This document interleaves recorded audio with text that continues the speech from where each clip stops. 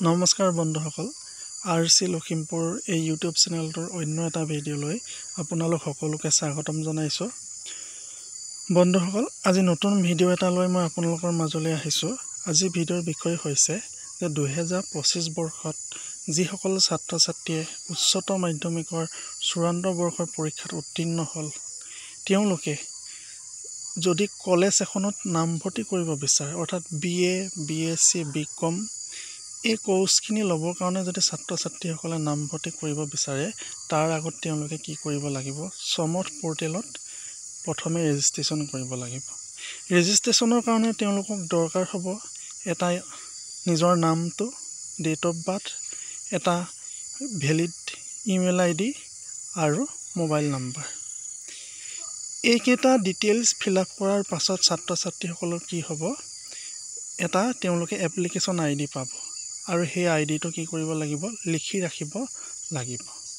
তাৰপিছত ছাত্ৰ ছাত্ৰীসকলে কি কৰিব লাগিব এতিয়া মই স্ক্ৰীনত দেখুৱাইছোঁ ভিডিঅ'টো। এক নম্বৰতে চোৱা ডেশবৰ্ডৰ তলত কি আছে প্ৰফাইল ডিটেইলছ। প্ৰফাইল ডিটেইলছত নিজৰ নাম বা ডেট অফ বাৰ্থ, আধাৰ কাৰ্ডৰ নাম্বাৰ এইখিনি তাত পিতৃ মাতৃৰ নাম এইখিনি প্ৰফাইল ডিটেইলছত থাকিব। তাৰপিছত আদাৰ ডিটেইলছত থাকিব যে ছাত্ৰ ছাত্ৰীসকল ফিজিকেল হেণ্ডিকেপ অৰ্থাৎ শাৰীৰিকভাৱে অক্ষম নেকি বা তেওঁলোকৰ পিতৃ মাতৃয়ে চাকৰি কৰে নে নকৰে বা তেওঁলোকৰ পিতৃ মাতৃৰ শিক্ষাগত অৰ্হতা কিমান এইখিনি আদাৰ ডিটেইলছত থাকে। আৰু ছাত্ৰ ছাত্ৰীসকলে ৰেজিষ্ট্ৰেচন কৰিবৰ কাৰণে তেওঁলোকক কি কি ডকুমেণ্ট লাগিব ভিডিঅ'টোৰ মেইন বিষয়টোৱে সেইটো।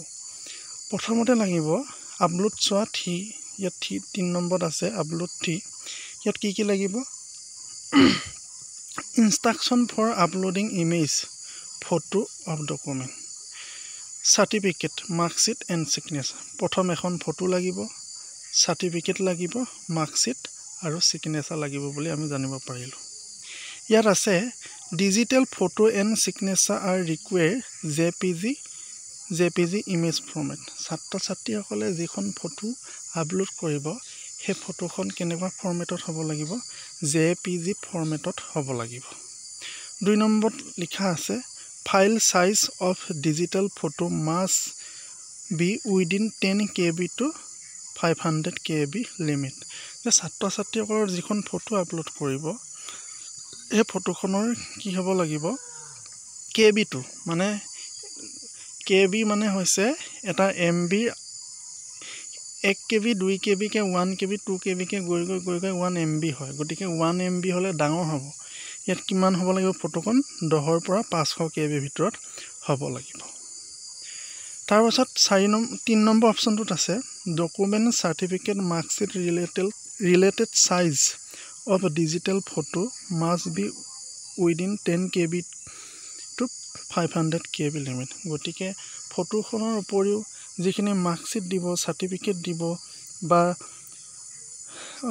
যিখিনি আৰু লাগতিয়াল ডকুমেণ্টছ সেইখিনি কিমান হ'ব লাগিব 10ৰ পৰা 500 KB ভিতৰত হ'ব লাগিব। তাৰ পৰৱৰ্তী সময়ত মই দেখুৱাই দিছোঁ ডকুমেণ্ট কি লাগিব যে কলেজত এডমিশ্যন ল'বলৈ যোৱাৰ আগতে সমৰ্থ পৰ্টেলত ৰেজিষ্ট্ৰেচন কৰিব লাগিব। গতিকে ৰেজিষ্ট্ৰেচন কৰোঁতে কি লাগিব সেইখিনি মই ইয়াত দেখুৱাই দিছোঁ, জুম কৰি দেখুৱাইছোঁ।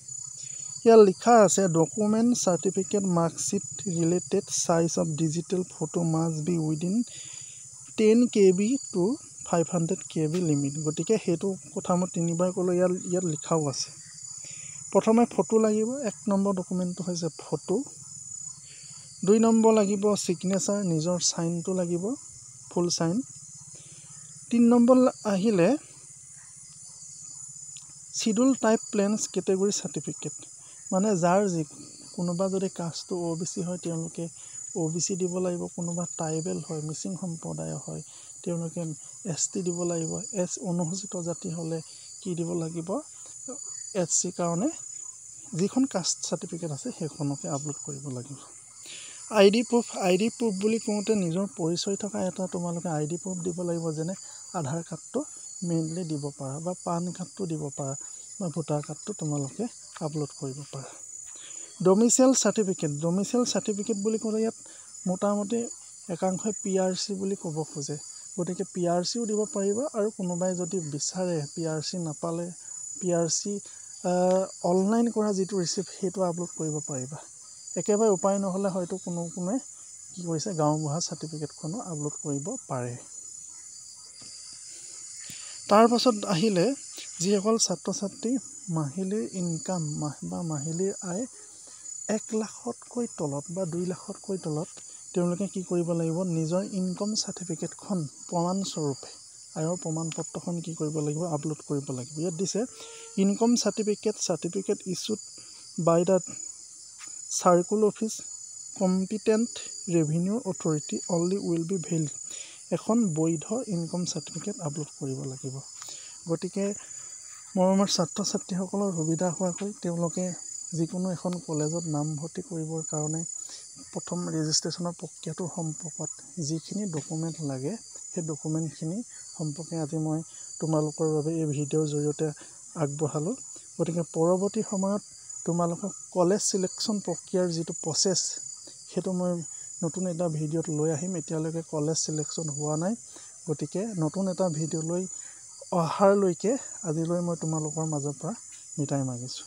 ধন্যবাদ।